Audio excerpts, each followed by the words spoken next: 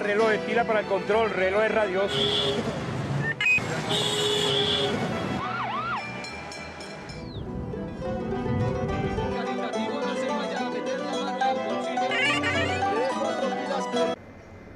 Continuando con la alianza informativa entre el canal TV Web Directo Bogotá y el periódico Arteria, y desde Arbo en Corferias, hoy contamos con la presencia de uno de los galeristas que hace parte de esta Feria Internacional de Arte y que además ha estado presente desde su primera versión, hace 11 años.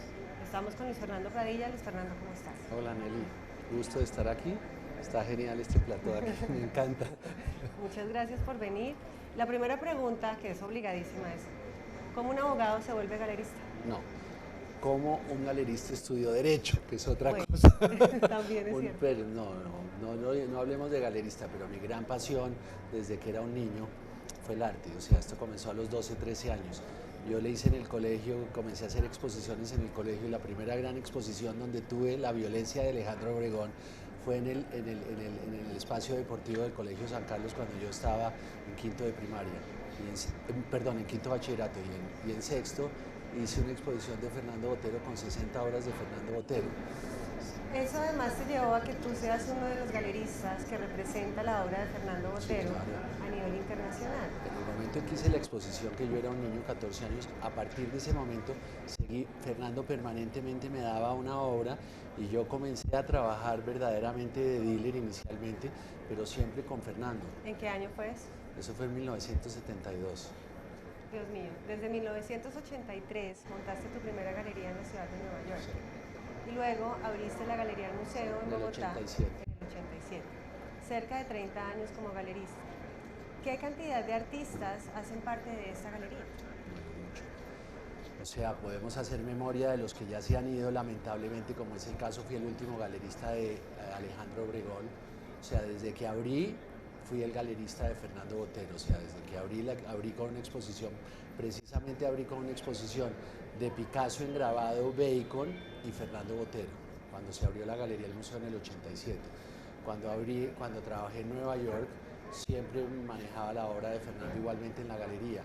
Y a partir de ahí, pues, se me fueron Alejandro Obregón, se me fue Antonio Rodas, se me fueron Grado, que fui el último galerista de Grado, Carlos Rojas, Ana Mercedes Hoyos, bueno, lamentablemente esa es la realidad de la vida, y muchísimos más. O sea, yo diría que por la nómina, como dicen en España, de la Galería del Museo han pasado por ahí unos 150 artistas, pocos, yo creo que pocos son 150, no hago memoria de ellos porque además pues dentro de esto son no solamente los que se han muerto, sino las relaciones que terminan, que muchas de esas son tristes, porque son unas relaciones, son amigos, son casi como matrimonios, digo yo, porque tú te entregas absolutamente en una relación con un artista y es triste.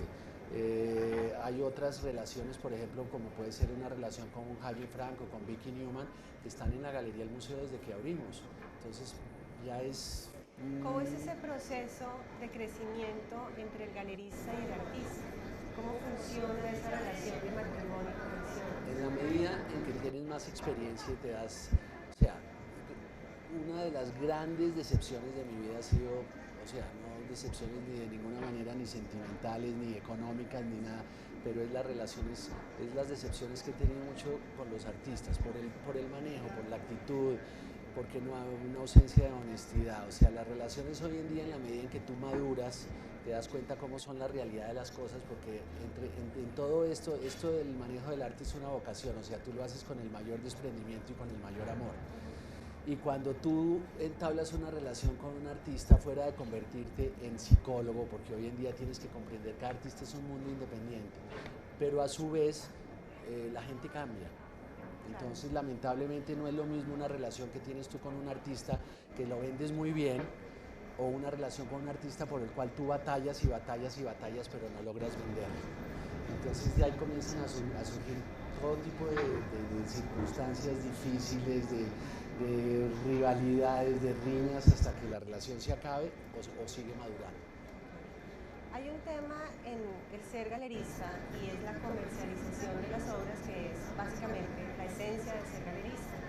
También hay un proceso comercial y es un espacio con ánimo de lucro, un espacio privado. ¿Cómo funciona la apreciación de las obras de arte?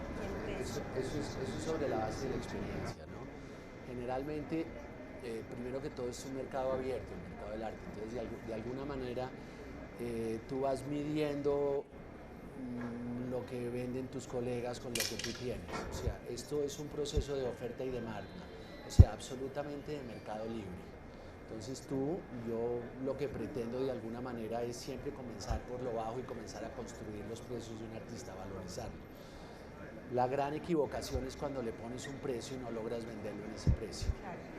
Porque ya echar para abajo, si ya vendiste una o dos piezas, echar para abajo, pues es una falta ética con la persona que te compró.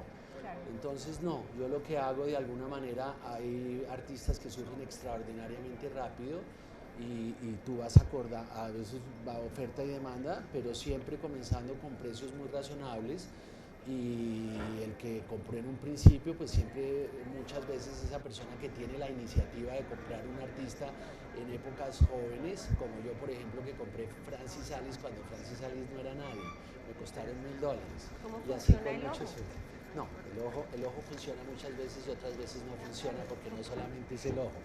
O sea, tú puedes tener una educación visual y saber, pero dependes mucho del artista. O sea, el carácter y la personalidad del artista es definitivo. O sea, hay artistas que te ayudan, hay otros artistas que te van poniendo zancadilla en todo el camino.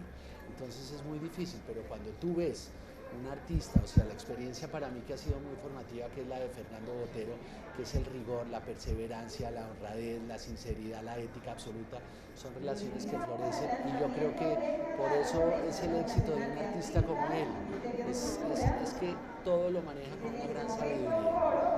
¿Dónde buscas los artistas jóvenes? Porque además la galería funciona con diferentes líneas de trabajo.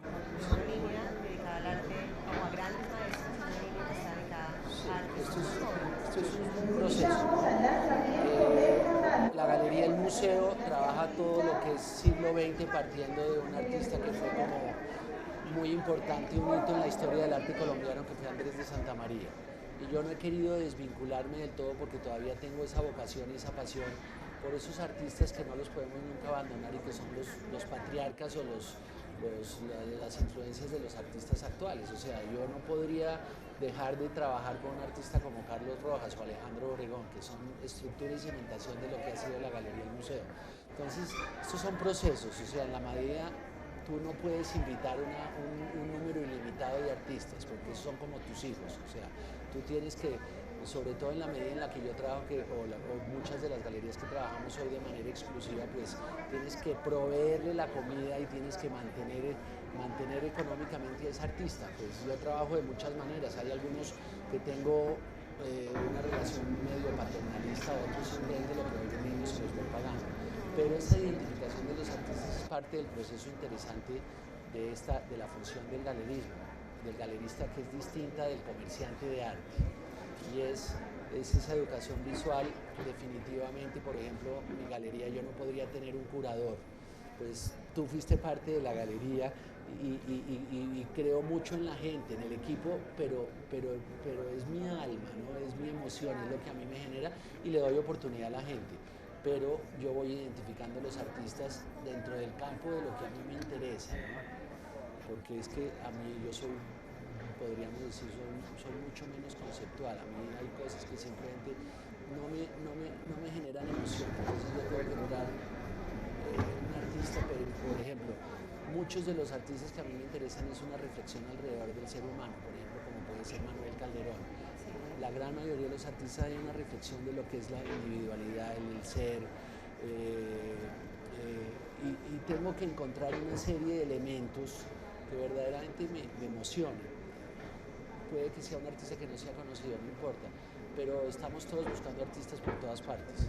Mencionas algo que es muy interesante y es el tema de cómo un artista vive de su obra de arte, cómo se puede profesionalizar el hecho de ser artista en un país como Colombia, y también cómo una galería que tiene casi 30 años de existencia ha sido pionera en este tema de la profesionalización de los artistas en el arte.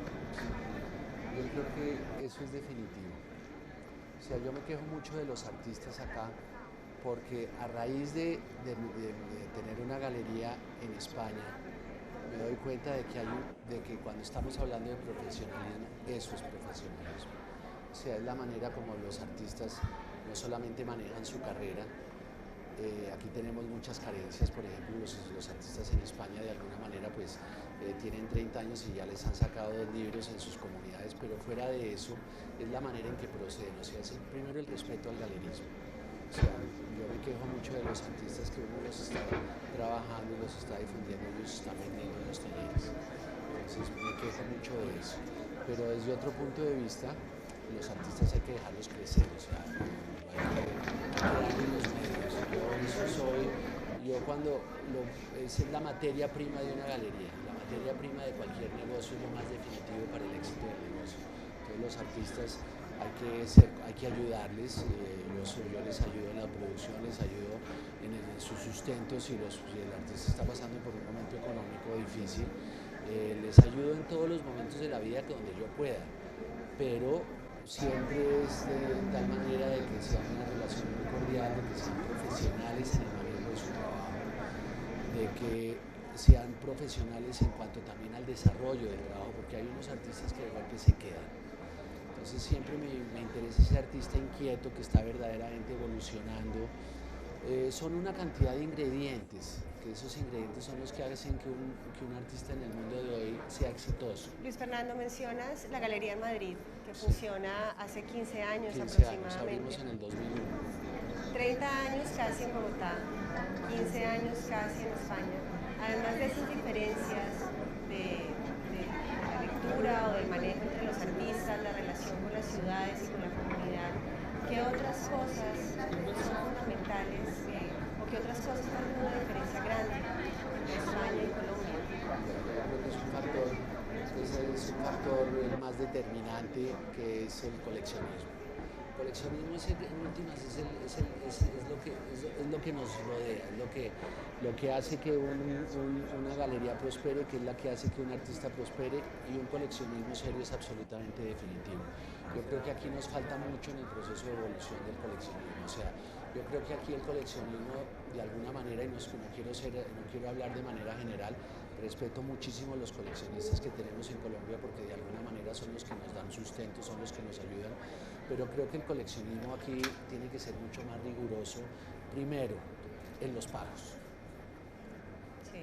Segundo, más formal, más serio, o sea, la gente nos compra obras y a los 6 meses nos dicen que ya no la quieren.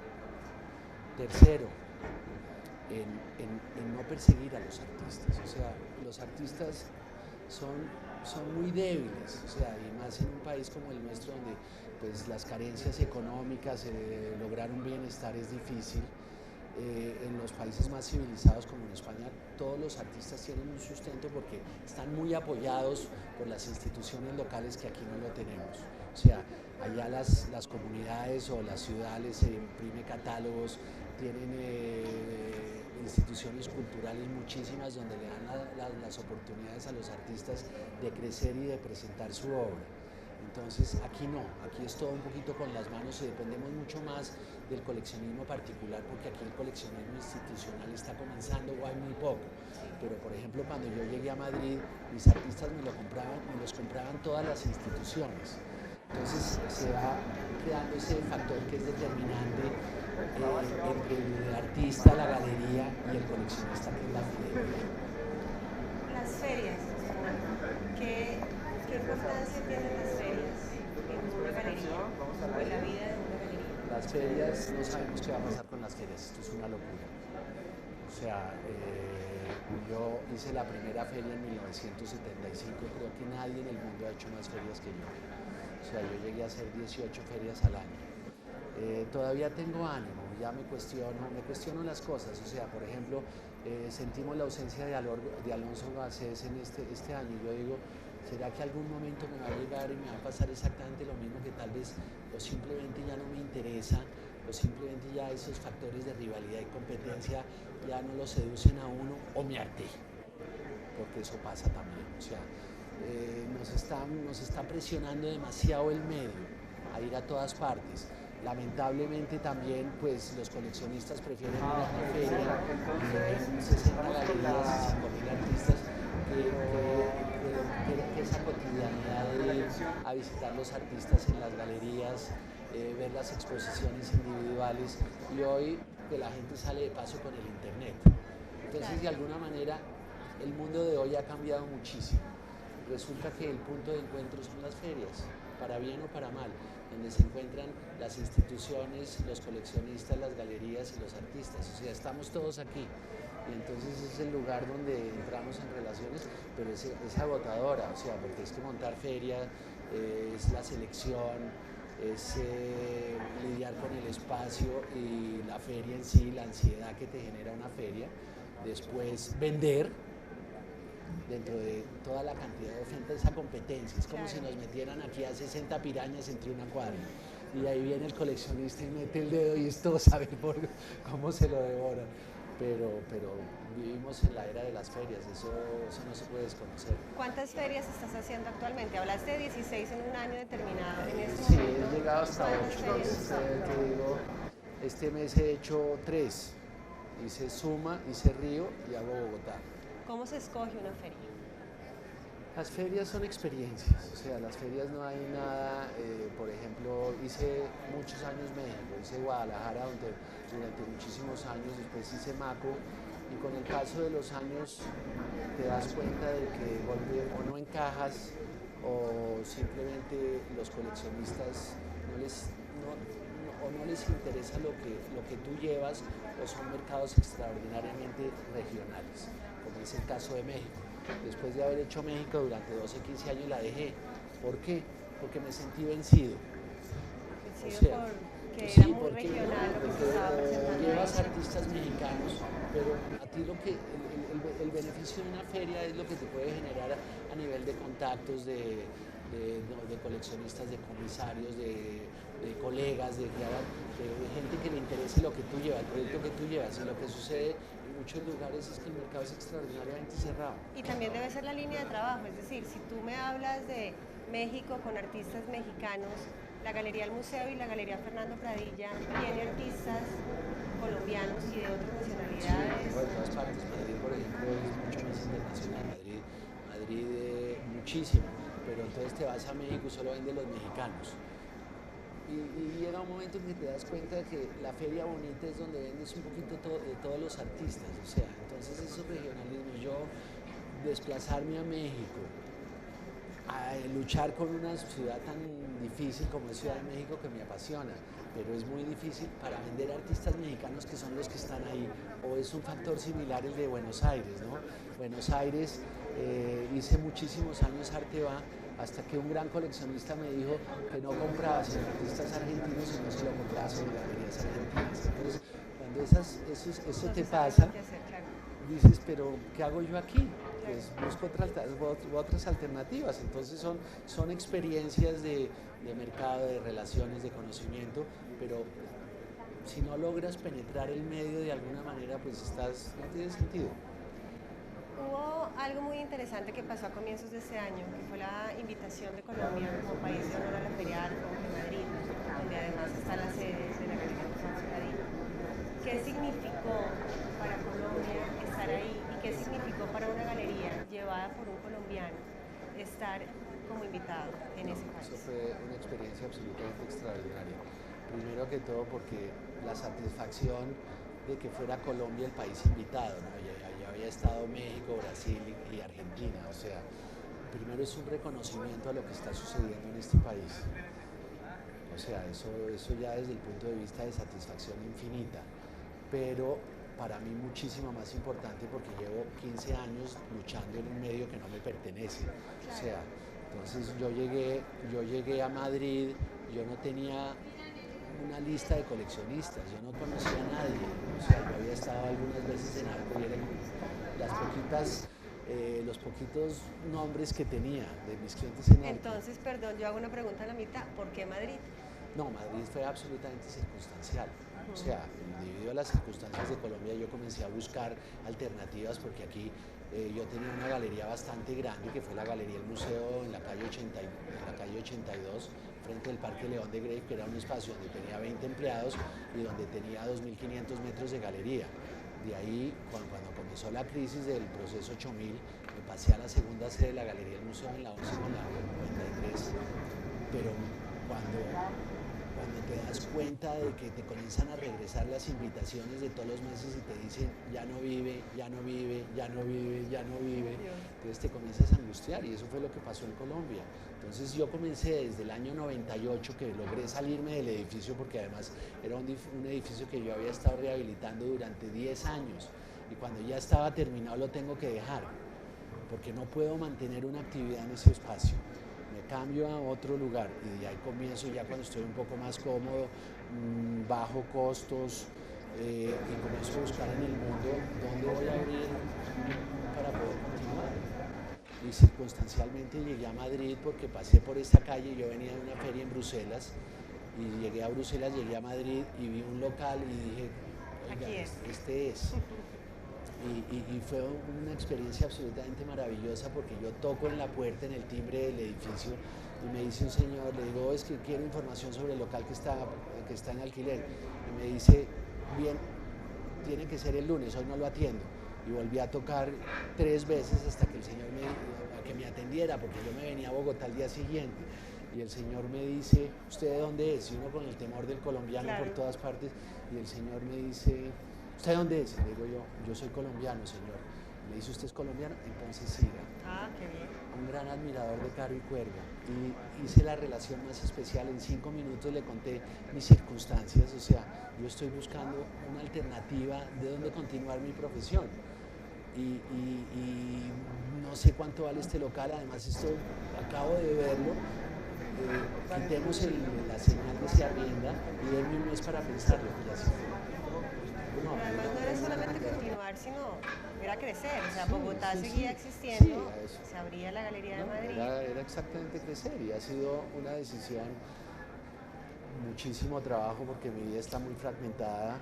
O sea, después nacieron mis hijos y se vuelve todo mucho más difícil, pero lo que es absolutamente curioso es que me fui a Madrid buscando estabilidad. Me dio muchas satisfacciones y económicamente muy bien, pero la crisis que vivió España durante los años siguientes, en los últimos años, ha sido mucho peor que cualquier crisis que hemos vivido aquí. Cuando hablabas de las ferias en otras partes de América Latina o de Europa, no sé, realmente hablas del regionalismo. España también es igual de regional, y sucedió eso mismo, como eso de que quieren un galerista español, que quieren un artista español. ¿Cómo fue esa entrada? Eso sucede en todas partes. O sea, de alguna manera me fue muy bien con los artistas latinoamericanos, porque las instituciones estaban comprando. Entonces eso fue una gran ventaja. Claro, porque España abría un museo de arte contemporáneo todos los años que había que llenarlo. Entonces no solamente lo querían llenar de españoles, sino o sea, estaba comenzando a surgir el arte latinoamericano. Entonces muchos artistas los logré vender a instituciones. Pero después, lamentablemente, por ejemplo, cuando comienza la crisis española, en ese momento es cuando te das cuenta de que la gente no comienza sino a comprar lo local. O sea, cuando el espectro se te comienza a reducir, los coleccionistas son de menor cantidad, pues, y ahí fue cuando me tocó comenzar a cambiar la estrategia de la Galería Fernando Pradilla y comenzar a introducir más artistas españoles, porque es lo más inmediato. La gente siempre compra lo que conoce, y existe esos regionalismos en todas partes, pero eso de la globalización del arte, eso no existe. Eso no existe, eso es una utopía y eso no existe. O sea, son pocos los mercados verdaderamente que asumen los artistas extranjeros, o sea, y más a nivel de galeristas. O sea, hoy vienen los galeristas aquí, muestran los artistas extranjeros en poca proporción, pero las mismas galerías extranjeras lo que muestran son los artistas colombianos, porque son los que venden. Y ese es el fenómeno real. O sea, es que cada vez es más difícil venderle a un artista a una galería extranjera, porque las galerías, frente a la competencia que se está viviendo, lo más fácil que se vende es lo local. Y eso son estigmas. O sea, eso de que se vende lo local.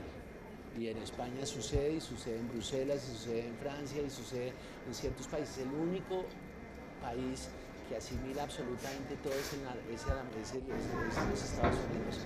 Los Estados Unidos no le pertenece a nadie. Los Estados Unidos es una gente que tiene una formación ideal, porque ellos no tienen ningún tipo de prejuicios, ningún tipo de tabús, ellos les gusta, lo pueden pagar y lo compran, les importa 5 de dónde es. Lo mejor de esta entrevista es que quisiéramos seguir hablando, porque pues hay muchos temas interesantes, sobre todo de una persona que como tú ha acompañado el crecimiento del arte en Colombia y ha sido parte fundamental del desarrollo del arte colombiano, de lo que significa esta feria ahora en Colombia, pero se nos acaba el tiempo. Luis Fernando, mil gracias y pues esperamos que sea esta la primera de muchas oportunidades más para seguir hablando. Encantado de haber estado acá. Gracias.